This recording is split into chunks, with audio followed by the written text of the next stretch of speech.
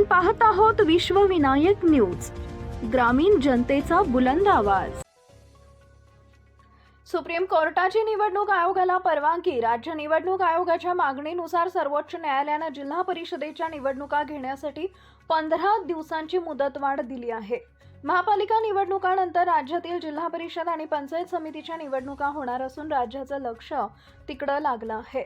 मात्र निवडणूक आयोगाने सर्वोच्च न्यायालयात धाव घेत निवडणुकांसाठी मुदतवाढ मिळण्याची मागणी केली होती।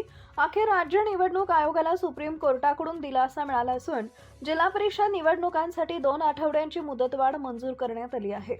दरम्यान यावर आज 12 जानेवारी रोजी सर्वोच्च न्यायालयात सुनावणी झाली। या सुनावणीत सर्वोच्च न्यायालयाने आगामी जिल्हा परिषद आणि पंचायत समितीच्या निवडणुका पुढे ढकलण्यास परवानगी दिली आहे।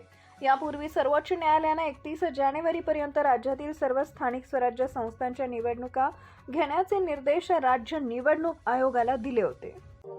अशाच ताज्या बातम्या पाहण्यासाठी विश्वविनायक न्यूजला लाईक करा, सबस्क्राइब करा आणि बेल आयकॉन प्रेस करा।